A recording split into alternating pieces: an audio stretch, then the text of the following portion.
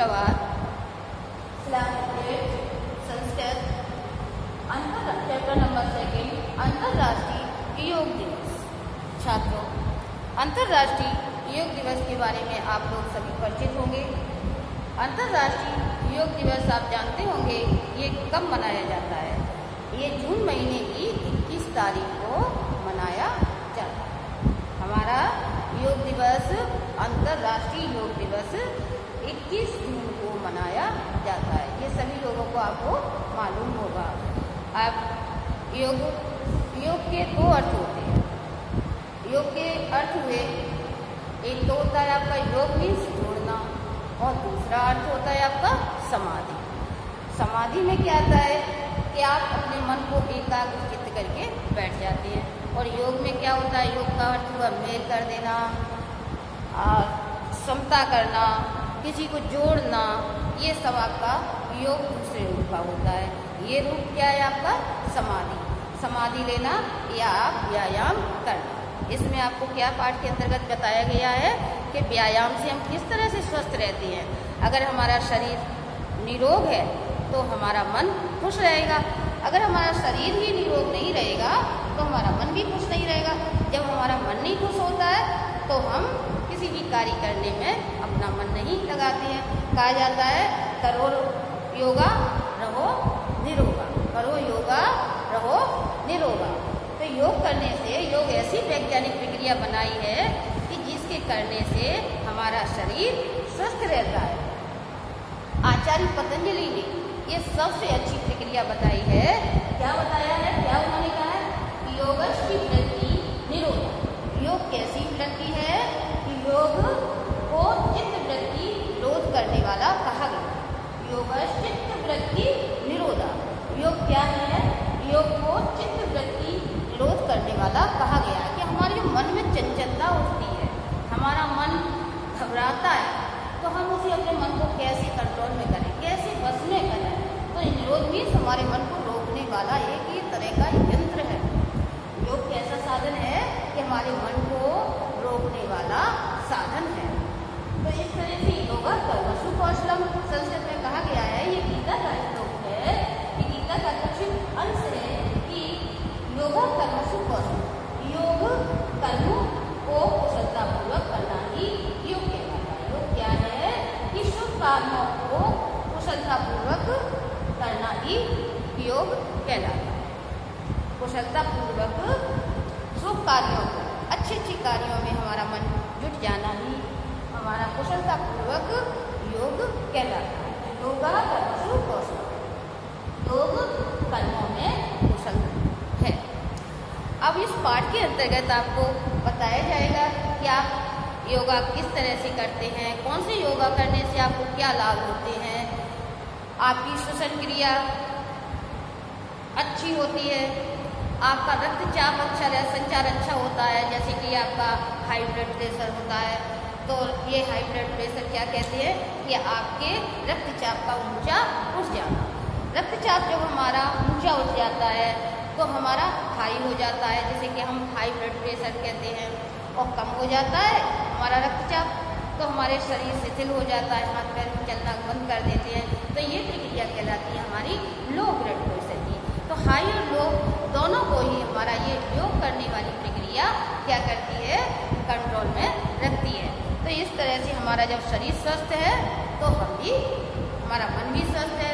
जब मन स्वस्थ है तो हमारा कार्य करने में भी मन लगता है। अगर आप मन लगा करके कोई भी कार्य नहीं करेंगे तो आप सफल भी नहीं होंगे।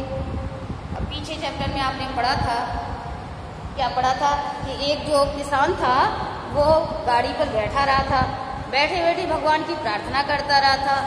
लेकिन कहा गया है कि जब हम कोई भी कार्य करेंगे, जब हम कोई भी कार्य करेंगे तभी ही भगवान हमारी सहायता करेंगे।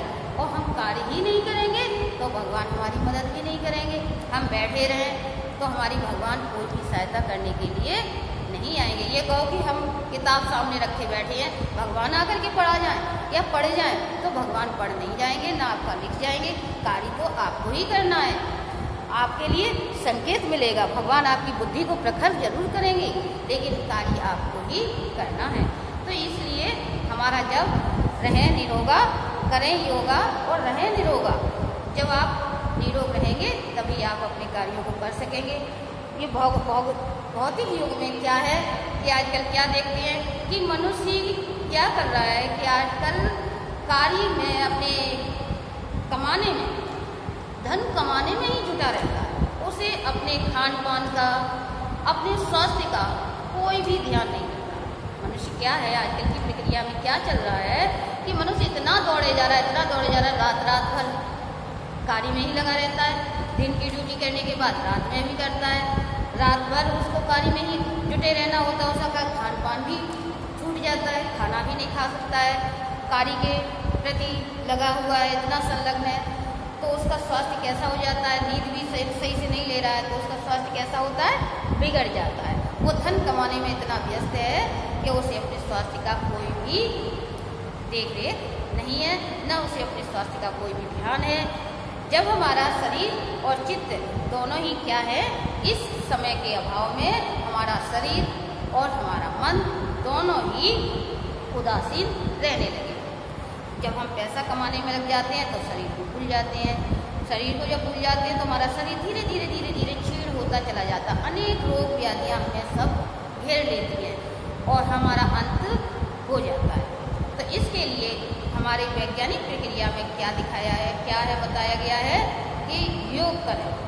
योग से हमारी शारीरिक और मानसिक वृत्ति सभी हमारी ठीक रहेंगी, कि हमारा मन भी स्वस्थ रहेगा और हमारा शरीर भी स्वस्थ रहेगा, जिससे कि आप हष्ट पुष्ट और अच्छे से तंदुरुस्त बलवान दिखाई देने लगेंगे।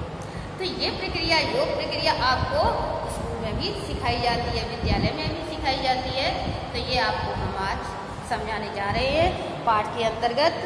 इस पाठ में आपका स्वागत है कि अंतर्राष्ट्रीय योग दिवस, अंतर्राष्ट्रीय योग दिवस या 21 जून को मनाया जाता है।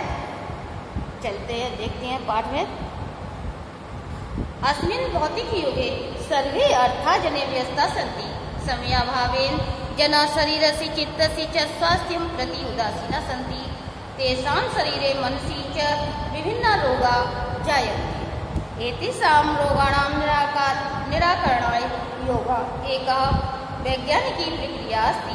अस्य अनुसरणेन अल्पकाले एव वयं शोकात्, दुःखात्, चिन्तायात्, दैहिकव्याधिभ्यः च मुक्ता भवामः। योगदर्शनस्य प्रवर्तकः आचार्य पतञ्जलिः कथयत् यति योगश्चित्ते वृत्ति निरोधः, अर्थात योगेन चित्तस्य वृत्ति नाम निरोधः संभवति। चित्त कदा प्रसन्न भवति, यदा शरीरं स्वस्थं स्यात्, स्वस्थेन शरीरेण वयं मनसा वाचा कर्मणा च सक्रिया भवामः। अस्मिन् युगे छात्रों, जैसे हम आपको बता चुके हैं कि हमारा मानव जीवन कैसा हो गया है कि पैसा कमाने में ही इधर उधर भागता दौड़ता रहता है और अपने स्वास्थ्य के बारे में बिल्कुल सोचता ही नहीं है। तो अस्मिन् भौतिक युग में, इस भौतिक युग में, सांसारिक दुनिया में क्या है कि भौतिक युग में सर्वे अर्थाजने, सर्वे सभी, अर्थाजने अर्थ के अर्जन में, अर्थ के अर्जन में, धन कमाने में, अर्थ कहते हैं धन, धन संपदा को कमाने में, रुपया पैसा को कमाने में व्यस्ता सन्ति, व्यस्त है, लीन है। आजकल के युग में सभी मनुष्य धन कमाने में जुटे हुए हैं, लीन हैं। समयाभावेन जना शरीरस्य, समय के अभाव से, समयाभावेन समय के अभाव से, जना मनुष्य शरीरस्य शरीर की, चित्तस्य च और चित्त को, स्वास्थ्यम प्रति उदासीना सन्ति, मनुष्य शरीर और मन के प्रति उदासीन हो गए।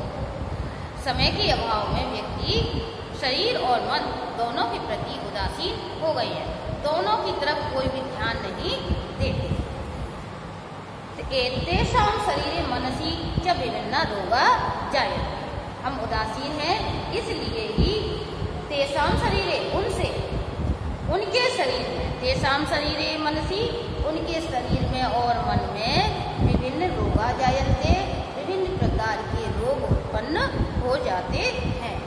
इसलिए ही उनके शरीर में विभिन्न प्रकार के रोग उत्पन्न हो जाते हैं। एतेषां रोगाणां निराकरणाय, एतेषां इन सभी रोगाणां रोगों के निराकरणाय निवारण के लिए, इन सभी रोगों के निवारण के लिए योगा एक वैज्ञानिक प्रक्रिया अस्ति। योगा एक वैज्ञानिक प्रक्रिया है।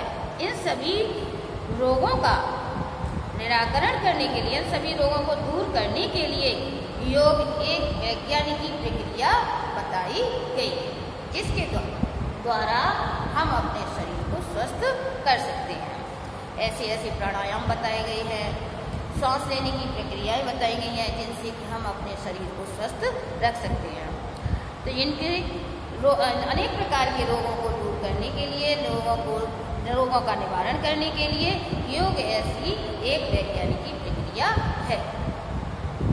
अस्य अनुसरण, अस्य इसके अनुसरण करने से, इसका पालन करने से, अनुसरण मीन्स इसका पालन करने से, अस्य अनुसरण इसका पालन करने से अल्पकाले, अल्पकाले मीन्स थोड़े ही समय में, अल्प मीन्स थोड़ा, काले मीन्स समय, तो थोड़े समय में, ए मीन्स ही, थोड़े समय में ही वयम शोकात दुखात चिंताया, वयम शोकात मीन्स शोक से, दुखात दुख से, चिंताया चिंता से, दैहिक व्याधि मुक्ता भवामा, और दैहिक व्याधियों से, जितनी भी शारीरिक व्याधियां होती हैं, जितनी भी शारीरिक बीमारियां होती हैं, उनसे हम मुक्त भवामा मीन्स हो जाते हैं। हम शारीरिक बीमारियों से मुक्त हो जाते हैं, शारीरिक बीमारियां हमसे बहुत दूर भाग जाती हैं।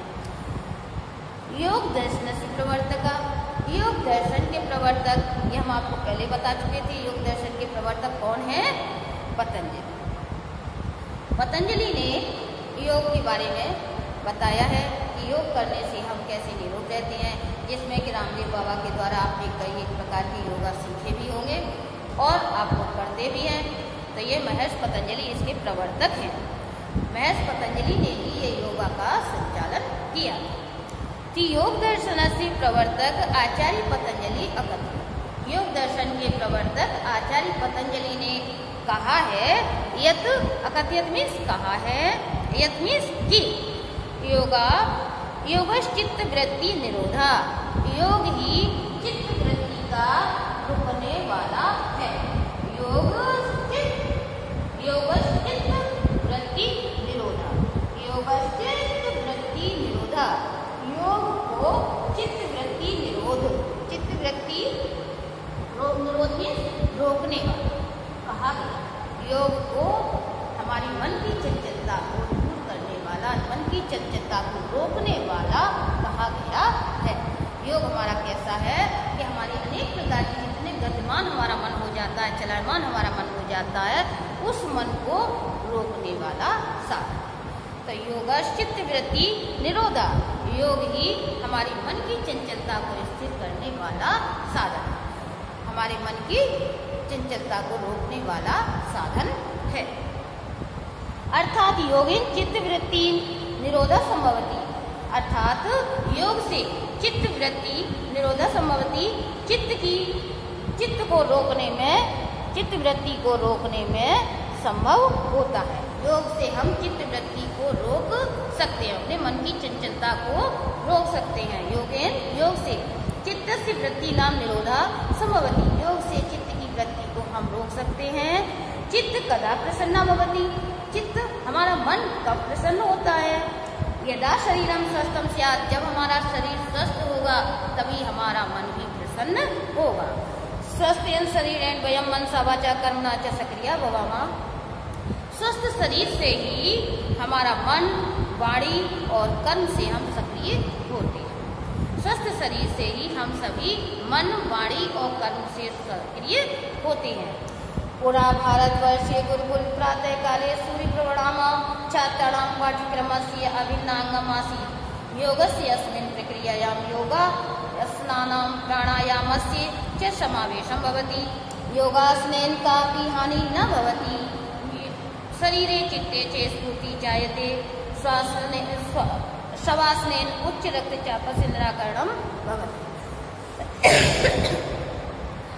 पुरा भारतवर्षे पुराने भारतवर्ष में, पुराने जमाने में, गुरुकुलों में प्रातःकाले सुबह के समय सूर्य प्रणाम छात्राणां पाठ्यक्रमस्य अस्मिन् अंगम अस्ति। छात्रों के पढ़ाने वाले पाठ्यक्रम में अस्मिन् अंग क्या था? सूर्य का प्रणाम करना। सबसे पहले क्या सिखाया जाता था उसके छात्रों के पाठ्यक्रम में कि सबसे पहले सूर्य को प्रणाम करो, ये सिखाया जाता। प्रातःकाल उठ करके सूर्य को प्रणाम करना छात्रों के पाठ्यक्रम का विभिन्न अंग था। गुरुकुलों में सुबह के समय सूर्य प्रणाम छात्रों को पाठ्यक्रम से विभिन्न अंगमासी छात्रों के पाठ्यक्रम का एक अनोखा अंग था। अभिन्न अंग एक प्रातःकाले सूर्य प्रणाम छात्राणां पाठ्यक्रम से अभिन्न अंगमासीत्। प्रातःकाल सूर्य को प्रणाम करना छात्रों के पाठ्यक्रम का एक अभिन्न अंग था। योगस्य अस्मिन् प्रक्रियायां, योग की इस प्रक्रिया से योगासनों का प्राणायामस्य च समावेशम आसीत्। इस प्रक्रिया से योगासन और प्राणायाम का समावेश होता है। योगस्य अस्मिन् प्रक्रियायां, योग की इस प्रक्रिया से योगासन और प्राणायाम का समावेश होता है। योगासनेन कापि हानि न भवति। योगासन से कोई भी हानि नहीं होती है। शरीरे चित्ते च स्फूर्ति जायते। शरीर में और हमारे मन में स्फूर्ति, ताजगी, फुर्ती आती है। शवासन जैसे कि हम लेट जाते हैं एक मुर्दे के समान, तो वो हमारा कैसा कहलाता है? शवासन, न हिलना न डुलना। तो शवासन से उच्च रक्तचापस्य निराकरणं भवति। शवासन के से हमारे ऊंचे बढ़े हुए रक्तचाप का निराकरण होता है। जो हमारा हाई ब्लड प्रेशर होता है उसका निराकरण होता है। तो शवासन से हमारा हाई ब्लड प्रेशर निराकरण होता है। जो हमारा रक्तचाप बढ़ जाता है उसका निराकरण होता है। शीर्षासन और शीर्षासन से बुद्धि तीव्र भवति। शीर्षासन से हमारी बुद्धि तीव्र होती है। शीर्षासन बुद्धि तीव्र भवति। शीर्षासन से हमारी बुद्धि तीव्र होती है। सल्वासन से और ताड़ासन से पीड़ा या मुक्ति प्राप्यते। पीड़ा में, दर्द में हम मुक्ति प्राप्त कर सकते हैं। सल्वासन और ताड़ासन, सल्वासन से और ताड़ासन से हम पीड़ा में, दर्द में राहत पाते हैं। वज्रासन अनेका व्याधियां पलायन्ते। वज्रासन एक ऐसा आसन होता है जिससे कि हमारी अनेक प्रकार के रोग दूर हो जाते हैं। वज्रासन से अनेक व्याधियां दूर हो जाती हैं, भाग जाती हैं। अब आज तक का छात्रों इतना ही आपका हमारा और आपका वार्तालाप रहा। आपने जितना समझा, सीखा, इसके बाद अगला